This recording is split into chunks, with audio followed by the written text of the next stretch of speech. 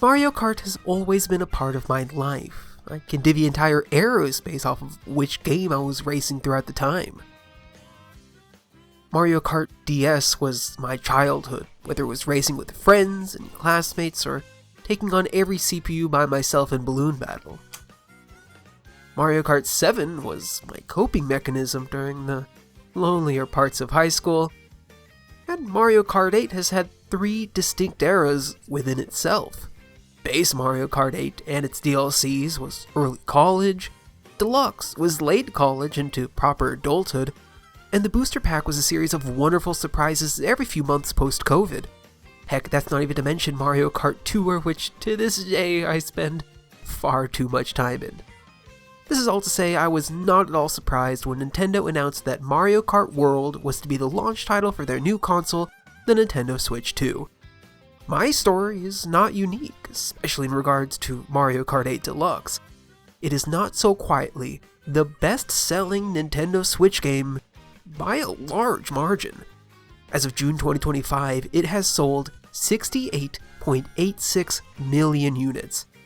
That's over 20 million more than the second bestseller, Animal Crossing New Horizons, which as you might recall itself was a global sensation.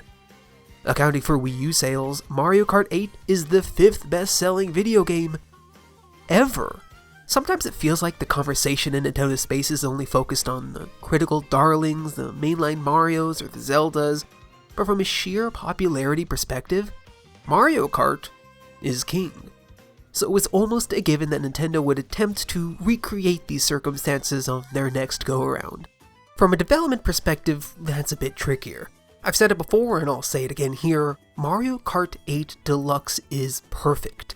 It achieved the peak of what Mario Kart can be. And how does one improve upon perfect? Obviously, it was tough. It took the Mario Kart team a long time to answer this question. One way that we can clearly see this is with their release cadence. The Wii U version released in 2014, with the last of its DLCs wrapping up April the next year. I have to imagine ideation for the sequel began at some point in that year. Of course, Deluxe released in 2017, so at least some of those 2 years was spent porting the game. Charitably, development on Mario Kart World must have begun after the launch of Deluxe. But then we must factor in that Mario Kart Tour was also developed and launched in 2019, Mario Kart Live Home Circuit, the virtual reality toy game, released towards the end of 2020, and of course, Booster Pack courses were added to Deluxe starting 2022. Then, with the last of the booster courses and primary support of Tour both culminating in 2023, that left about 2 full years of development where World was the only focus. All of this paints a pretty clear picture. The team didn't know what to do. While the leads and designers bashed their heads at how to innovate, how to create something new, the rest of the team were given side quests. One chunk developed a mobile game that received updates for almost 4 years, and even now is still up and running. Another collaborated with Velen Studios to make a literal toy. And you know what's easier than making a new game?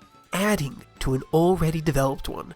Another chunk of the team worked on doubling the amount of courses found in Deluxe. And qualms about graphical fidelity aside, they doubled the game. 24 new courses. Some of my suspicions are correct. Mario Kart World was produced by Kosuke Yabuki, who's been working on this series since Mario Kart Wii and directed both 7 and 8. In the Nintendo dev interview, linked in the description, he cited that prototyping for World began during Deluxe's development back in 2017. He and I even share the opinion that 8 Deluxe, quote, perfected the formula, end quote. Much like many of the other entries in the series, World was developed by Nintendo EPD, once again in collaboration with Bandai Namco Studios, and this time received support from both Monolith Soft and 1UP Studio. Early on, they decided upon the interconnected World gimmick, and shortly after doubled the racer count to ensure the courses weren't too sparse. And this is where the team got caught up. They needed the game to run at a consistent 60 frames per second. They needed the game to be graphically beautiful with high fidelity, and they needed it with bigger levels and more racers, and it simply would not be possible on the original Switch. So in 2020, using the 8 Deluxe Booster Pack as a release buffer, they decided to delay Mario Kart World to be a Switch 2 game. They didn't even have proper specs at the time. They had to develop a game based on hardware specification speculation. But the delay also gave them the assuredness that they needed to make the game bigger and to make it look even better. Finally, after upwards of 11 years in development, Mario Kart World, and by proxy the Nintendo Switch 2, released June 5th, 2025. Because I am the person that I am, I did in fact play it on the 5th. After waiting in line for about an hour and a half at the Best Buy to pick up my pre-order the night of the 4th, I rushed home, did the transfer process, redeemed my code. Apparently some of the later produced consoles had the key pre-installed on the system. That's neat. Then I saw the download time. Now, a more rested me would have thought back to the Ethernet port in the dock, quickly plugged it in, and let my actual good internet do the job. A later version of me did that very thing when installing KOTOR 2 a couple weeks later, reducing a download time of multiple hours to 10 minutes. But no, instead I let my horrid Wi-Fi handle the job. I watched the install for a while, continued watching for a while longer, then finally decided that I did, in fact, need to work in the morning and try to get some sleep. And by try to sleep, I mean tossed and turned for a few hours, finally rousing myself at like 2 something in the morning and running through a cup. And really, who could blame me? This was a new Mario Kart, a new era in my life. Obviously, being the primary launch bundle helps, but as of June 2025, the Nintendo Switch 2 has sold 5.82 million units. Mario Kart World being on almost as many, with 5.63 million copies sold. Wild attach rate aside, the reception for World was somewhat divisive. While most agreed that the standard Mario Kart gameplay remained good, the new additions wound up leaving some people hot, others cold. In many ways, Mario Kart World is still Mario Kart. The core mechanics have all carried through from 8. Players race through courses, grabbing up to 2 items, aiming for first. The development studio landed on 2 key ways to differentiate, to evolve. 1, the trick system has been overhauled. And 2, it big. First, the trick system. 2 features from previous entries, drifting and tricking off of ramps, have been blown up. Drifting still drifts as usual. Press R while turning left or right to activate, but if the R button is held while going forward, it sets up the racer to do a little hop. The hop can even be directed leftward, rightward, or forward. And even though there is a small boost upon landing, according to this research that's linked in the description, constantly charging up hops is actually slower than just driving forward. The real reason for the hops are to get on rails or walls. That's right, Mario Kart has rail and wall driving now. Rails and walls can then also be tricked off of, opening up a myriad of ways to get across these courses. Trick off a jump to hop onto a wall and hop up onto a higher platform, or hop onto an electric cable and soar above the other racers. Heck, slamming into a light pole while mid-air gives yet another boost. Chaining these tricks together, cutting wild paths across the new and familiar courses, wound up being one of the best new aspects. Was it always the fastest path through a level? Well, no, but it was fun to do. The other evolution of this series is the sheer expanse of it all. The courses have been widened, interconnected, and each race starts with 24 races on the track, doubling the amount from 8. Each of the courses exist on a single map, and many of the races involve traveling from one to another, all while dealing with a dozen more items to avoid. This was the more contentious of the 2 main updates, but there are both strengths and weaknesses. These 2 updates are exhibited across the 4 main gameplay mode. Grand Prix, which is once again racing through 4 distinct races and aiming for the most points by the end. The twist being where the first race is a normal 3 laps around the course race, the other 3 begin in motion, and have the racers traveling from the previous course and through the open world, culminating with 1 lap through the destination course. Knockout Tour, a new mode, is a rally race through 6 checkpoints, with a catch being that each successive gate only allows a portion of racers to continue. 24 racers start, only 20 make it through the first checkpoint, only 4 compete in the final stretch. Both Grand Prix and Knockout Tour can be raced in 50cc, 100cc, 150cc, and a later unlockable mirror mode. Unfortunately, 200cc, while being perfect for these much larger courses, did not return. Battle mode, which has been pared down even more since 8, now features only balloon and coin battle, which is a bit of a shame. I really enjoyed Shine Thief. And last, Free Roam mode. This is the open world mode, which allows for the open exploration of the entire world map, with select tasks to do throughout, so long as you enjoy the occasional P-button challenge, looking for peach coins, or finding stamps hidden around each of the courses. Which would all be well and good, except each of these modes behave somewhat differently depending on the amount of people playing. For a single player, each of these modes works as described. The player chooses a racer, a kart, and can either choose one of the cups, free roam, or go to versus race to have a somewhat more customized experience. If playing locally on one Switch 2 machine, then Grand Prix, Knockout Tour, and Versus mode all work the same. However, the free roam mode cannot be played with multiple people. Playing online muddies the waters even further. First, up to 2 people on one Switch 2 can join an online lobby either via local online or via Wi-Fi. But then the primary user of the online lobby can determine what mode will be next. After Grand Prix, Knockout Tour, or Battle are selected, then everyone in the lobby can select a course or tour, and the next race will be randomly selected from that pool. In between races or battles, all the players in the lobby can explore the open world as if in free roam mode, only there's not as much to do, for instance no P-button spawn. All that is basically the same for regular Wi-Fi matches, only the player chooses which type of race from the start and enters a lobby for that. Got all that?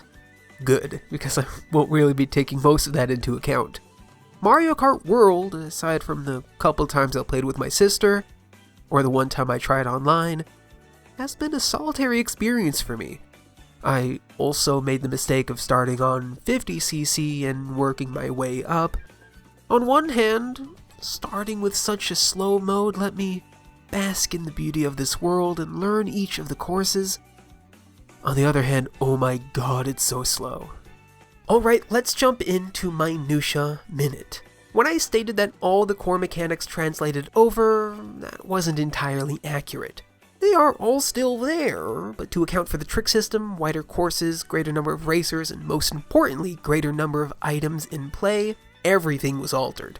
Racers can hold up to 2 items, a majority of the items present in 8 and Deluxe have returned, sans the Lucky 7 and Crazy 8 items, the ones which spawn multiple items at once. Feathers are also now found during races. In Deluxe they were only added back into the battle modes, and are integral for getting to certain shortcuts or trick-laden sections, and can be timed perfectly to hop over red shells. World also made the decision to not require the player to hold a button to keep items behind the cart. Blanabas are ready to deflect oncoming red shells by default. The horn item, the only way to properly defeat a blue shell, is now given out much more liberally to racers in second place and lower, which does make getting a horn then fighting to the front with pure skill a totally reasonable strategy. In fact, this works especially well with the triple mushroom, assuming you're good enough to avoid the blue shells with them. That is, until someone in a lower place gets a boo and snatches them away. Which leads me to item density. There are so many guys on the screen.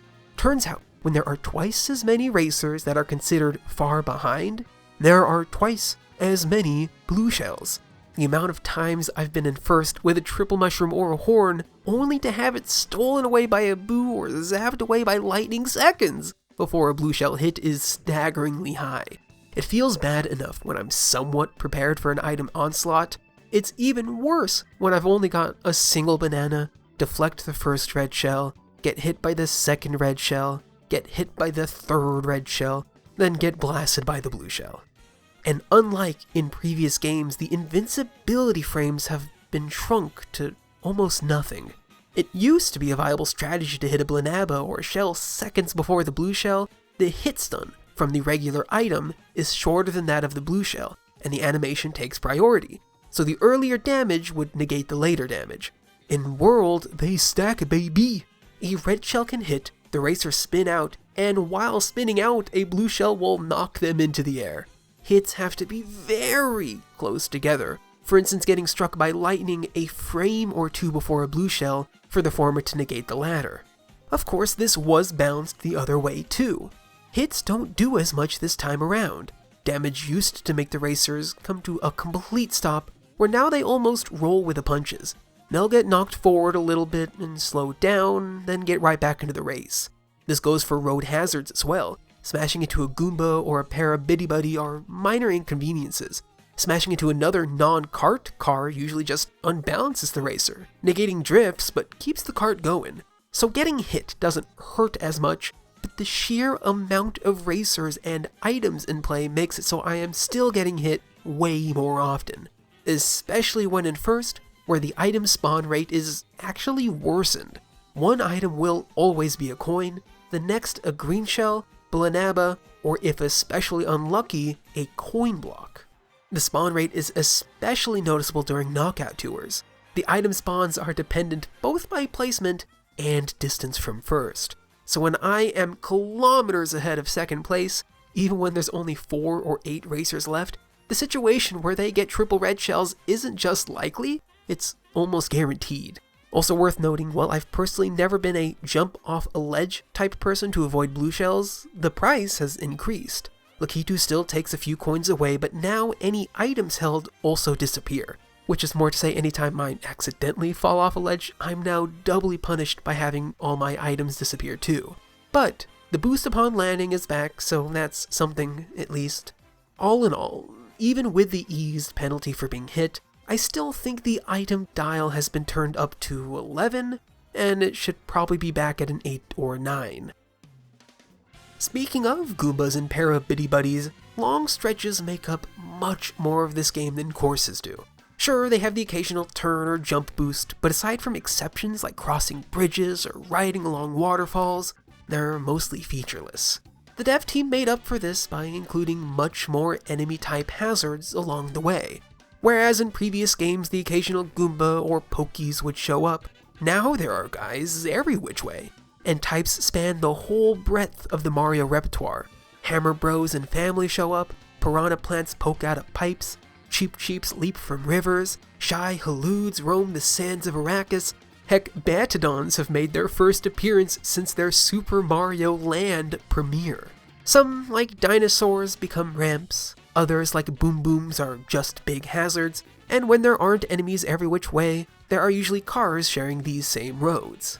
These long stretches were no doubt a big reason why the item density is so high. More items equals more excitement, but it really feels like the balancing needed work.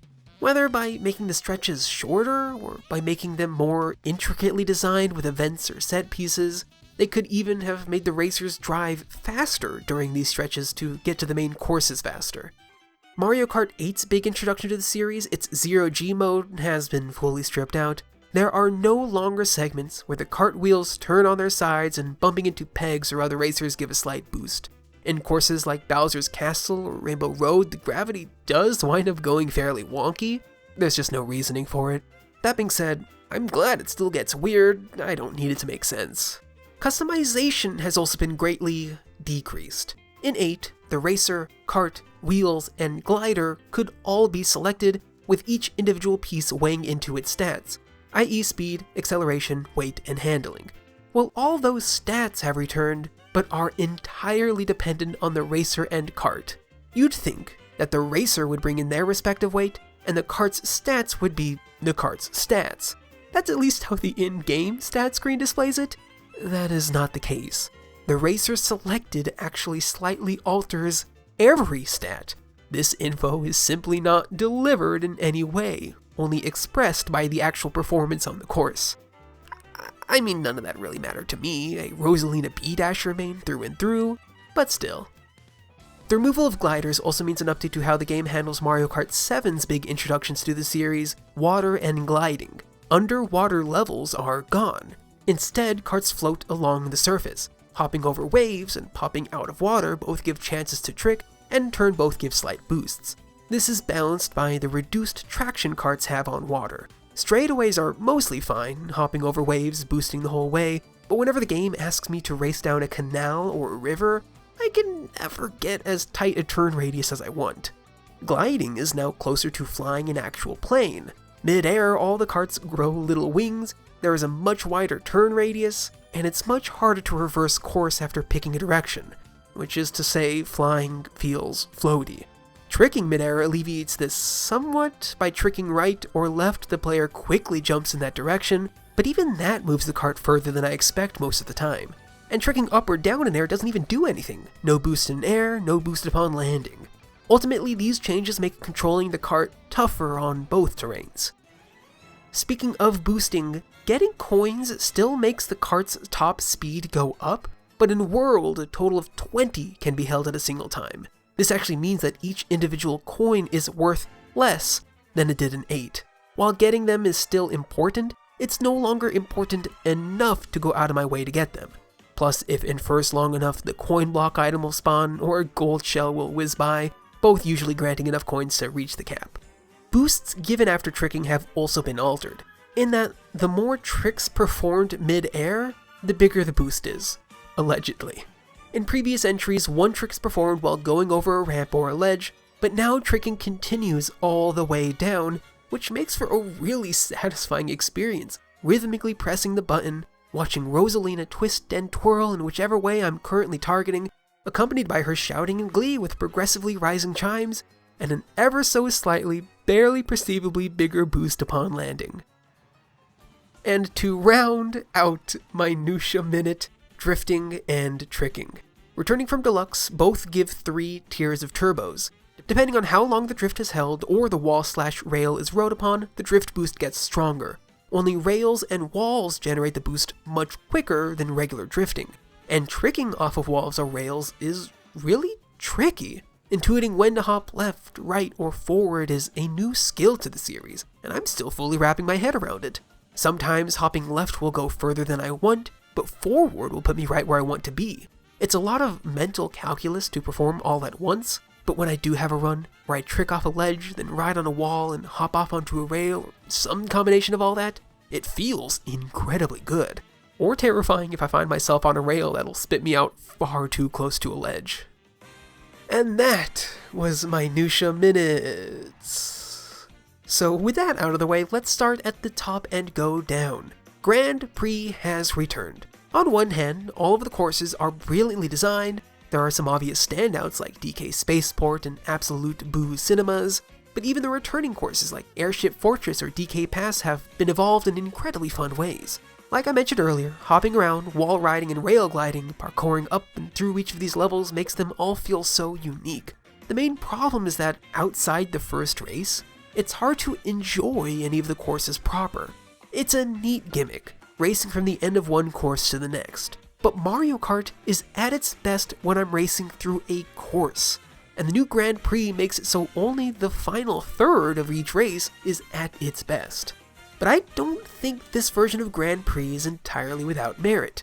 It is almost a middle step between traditional Grand Prix and Knockout Tour, and it should have been packaged as such. Mario Kart World's Grand Prix should be a set of 4 races, each being 3 loops around the course, with the exceptions given to courses like Rainbow Road.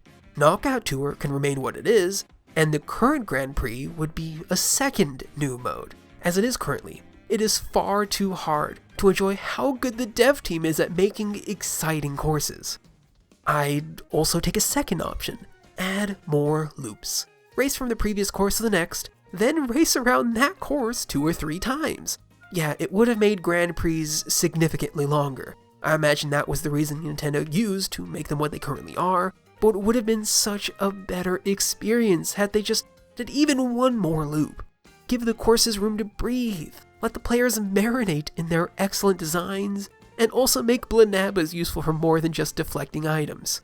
Overall, I'm still having a really good time with this version's Grand Prix. I've adapted to staying in second place longer than I'm used to. The intercourse moments are not bad, but the courses are truly excellent this time around, and the inter moments cannot shine in comparison. They can't live up to the amazing hopping and wall riding of DK Spaceport. They can't surpass flying through and above Crown City. They can't live up to returning and reimagined classics like Sky High Sundae or Choco Mountain. Despite all that, I'm always having a good time. I just wish my enjoyment was more consistent. Knockout Tour is clearly the standout mode. Similar to Grand Prix, it involves racing from course to course, with the final section being a full single lap through one of them. But the added stressor of being knocked out adds so much to the experience. In Grand Prix, it feels annoying getting in first, then getting smashed by a blue shell right before the goal. Knockout Tour feels like it was designed for the chaos that comes with 24 jabronis tossing items around. The strat of hanging in second place until just past the 2/3 or 3/4 portion of the course, then blasting into first, is riveting in Knockout Tour. It's both exciting and harrowing anytime I close in on a checkpoint. If I'm in first, I'm desperate to get through before that blue shell. If I'm not in first, I need to time my items just right. And if I'm in culling territory, dear lord. At least, as of the time of writing this, I haven't been fully knocked out yet, but I can only imagine the frustration and determination I'd feel, knowing I'd do better, be better, during the next race. Unfortunately, Knockout Tour, especially during later checkpoints, is where the items begin to feel the most unbalanced. I've been able to really pull ahead of all the other racers, guaranteeing second place will get triple red shells. This is by design, of course. It always results in all 4 racers being fairly close together during the final stretch, but, and I'm really pressing the point now, it doesn't feel good getting blasted by every item under the sun in quick succession. All said and done, Knockout Tour is a great, sometimes frustrating, always exciting time. Versus Mode received some very strange limitations this time around. In past games, but mainly 8, I loved spending time in Versus Mode, turning on first 24, then 48 race mode, setting items to none, and attempting a perfect marathon is a rewarding challenge. You can't really do that in World. I can still select many, in this case 32, races in a row, but there isn't a mode that can make the game perfect to me. I can either choose each course manually, have it select randomly, or what the game calls connected. While selecting manually, I'm given the option to loop around the course 3 times, a la traditional Grand Prix, or start from that course and race to any of the other nearby ones. But when selecting random or connected, after the first race it will almost always default to racing from the previous course to the next. I want there to be a toggle to tell the game to only pick from the looping versions while remaining on random. I also want the ability to turn items off. A post-launch update did add the ability to set items to mushroom only, which is certainly closer, but it's not good enough. Don't get me wrong, mushrooms only is a fun way to play, and really encourages learning each shortcut, but it's not what I want. I want to be able to test my skill by skill alone, and the devs have removed that from this iteration. The rest of the options are all mostly the same. Set the speed, CPU difficulty, if there are teams, and items can be set to mushrooms, normal, or frantic. Versus mode is the closest I can get to making it the version of the game that I want, but even then it's still missing those few features to make it perfect. But also, Versus mode hides an aspect that makes World a truly wild entry in the series. When choosing the next race, there's an option to race from the starting course to any of the nearby courses. It's possible to start at Bowser's Castle and race towards Dry Bones Burnout, or to do any of the Grand Prix courses, but backwards, like going from Mario Circuit up to Acorn Heights. There are also certain paths that have you go through the course literally backwards. I was shocked the first time I tried to take the gliding shortcut in Mario Bros. Circuit, only to realize I passed out at the start of the race. The sheer amount of customizability in this mode is a technical feat. This technically puts the amount of courses to 202. My complaints with these types of races still stand, of course, but the fact that you can do them in such a varied degree should be lauded. Battle mode received arguably the biggest downgrade, which admittedly, battle mode is the least played mode in any of the recent Mario Karts, but still, battles take place on one of the 8 courses, each course being a sectioned off chunk of the open world. Some are main courses, the others more interesting parts of the open areas. And it's still pretty good. It's the same from 8 Deluxe. Race around attempting to get the most points, which are either balloon hits or coins gathered. Getting hit during coin battle results in losing coins, and losing all balloons loses the match. My biggest complaint with balloon battle is the same complaint I've had for decades now. I miss Mario Kart DS's Last Man Standing version. But 8's battle, and by proxy World's battle, is pretty good. My biggest complaint with coin battle is it's just boring. I'm not having fun racing around, trying to hit people only to gather up more coins. Removing the threat of getting knocked out removes any enjoyment from it. My biggest complaint with Battle as a whole is the lack of modes, specifically Shine Thief or Who Can Keep the Shine the Longest, which I absolutely love. But even the removal of Cops vs. Robbers, Renegade Roundup, feels like a pretty big blow. Both modes had their own strategies which led to clutch moments, either dodging around enemies or slipping past piranha guards, and I'm sad I can't play around with them in these new courses. In the base version of 8, the reused normal courses for battle mode made time between encounters a slog. Deluxe fixed that with courses specifically designed for battle, and the hybrid approach from World is a really great synthesis. There's always something going on, but they're big enough for fun maneuverability. Will the bulk of my time with World be in battle mode? No, absolutely not, especially with my favorite mode gone, but it can be a nice breather in between races proper, I guess. Free roam is a very interesting experiment. Is there a lot to do in it? Not really. I would go so far as to say that there is explicitly not enough to make it a truly great mode. I have adored my time with this free roam mode. The whole world map can be driven through, sans Rainbow Road, which is only accessible through Grand Prix or Versus mode, all set to a randomized playlist of re-orchestrated Mario tunes. Depending on the road, cars or buses will be driving along their merry way. Off-roads might have some enemies here or there. Driving on roads is good, driving off-road is a little too slow. There are also a couple types of random events that can occur. Sometimes it'll start raining gold or item blocks. Big trucks or UFOs can be driven into and controlled for a short while. Nabbit is found trouncing around certain corners and can be chased down and hit for coins.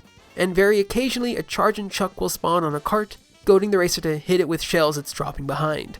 Taking just these elements, free roam mode is a very chill, if not kinda boring, way to explore this beautiful map.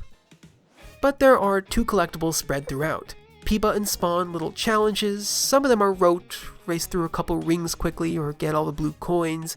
There are a couple throwback challenges like race through the original Mario circuit or Boo boardwalks. Most interesting are the ones that pushed my parkouring skills.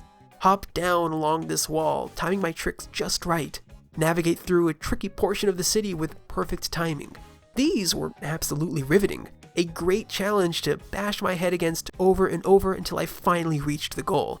Of course, the only reward, as is the case for all P-buttons, is a sticker, but at least the challenging ones are fun to perform. The more hidden collectibles are the Peach coins, hovering in out-of-the-way or in hard-to-reach areas. Other than the pleasant jingle upon collection and the newly added sticker, these are mainly just things to do, there's no real reward. They aren't the most interesting of diversions. Lastly, while exploring the main courses, a set of usually 5 stamps have been hidden. Crown City has 10 given its size. Driving over the block grants, you guessed it, a sticker, and some of them are hidden pretty well. Oh, also other racers can be seen driving around courses, but there's no real interaction with them. If all of that sounds boring to you, then it will be boring to you. I can't muster any real defense in terms of a populated open world racing game, but I'm an eagerly track down every Korok seed type of person. I like being bored in a beautiful open world. I like slowly driving around looking for the buttons or coins floating in the distance, taking my time and creeping through each course, tracking down every last stamp was a sometimes frustrating yet incredibly rewarding experience. If I want to race through this world, there are 2 other modes for me to do that. Free roam is a time for me to wind down and relax, and I truly love it for that. And it helps that the soundtrack is the greatest soundtrack ever put in a video game. Like, is this allowed? Was Nintendo allowed to do this? While I was slowly driving through this beautiful map, every single song had me shocked and in awe. The sheer audacity blew me away. Every single mainline Mario platformer and Mario Kart game, and also a couple of Yoshi and Wario games, and also Donkey Kong Country and Luigi's Mansion have had at least one song amazingly rendered and injected into the free roam playlist. Now, I fully admit that it's basically designed to target me and people like me specifically, but also I'm clapping and cheering every time I realize that, yes, new Super Mario Bros. Wii got a remix. Super Bell Hill is back and better than ever. Yes, Dire Dire Docks has received its first official Nintendo remix ever.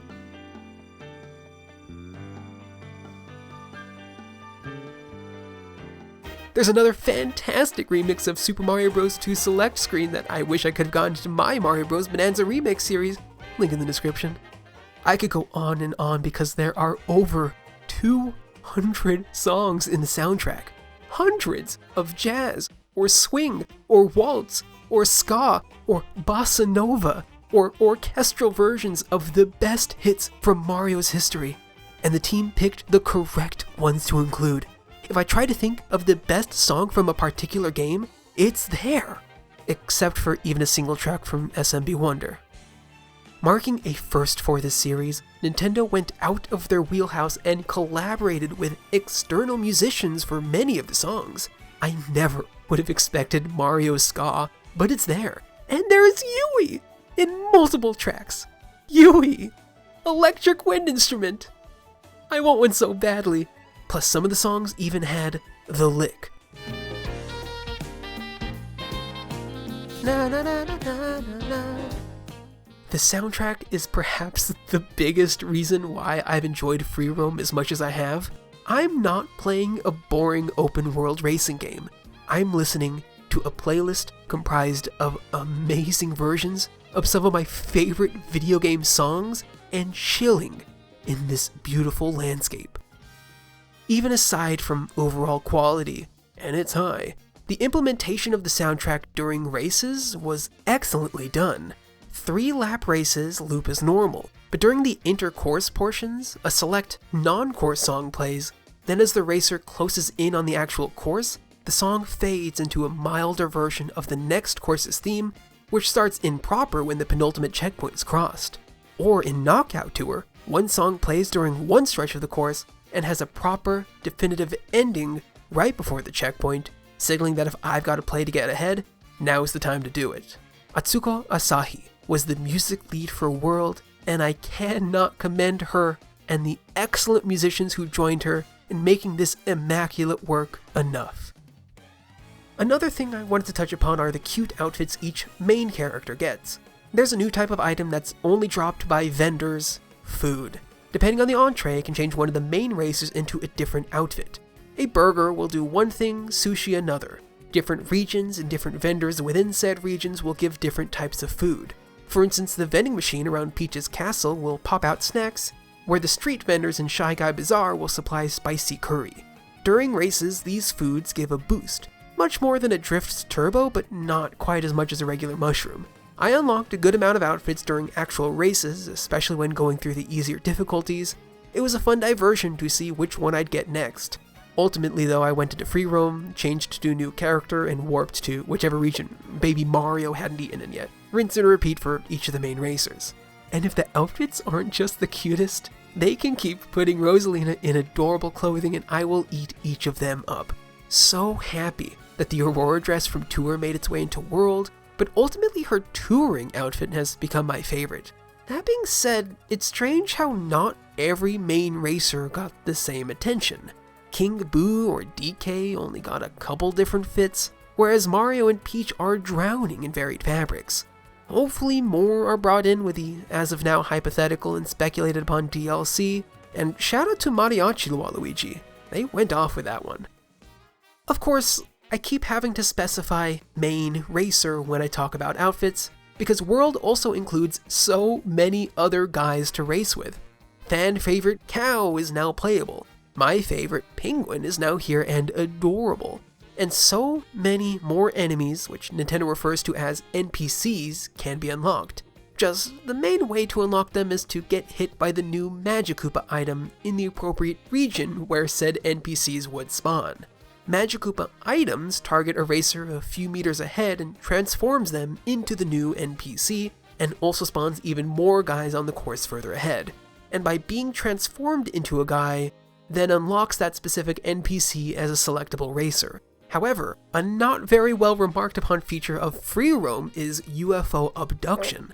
If an NPC is schlorped up while controlling UFO, the player will transform into that NPC. So while certain NPCs like Bonefish or Peepo can be very rare spawns during a race, finding a nearby UFO makes getting them trivial.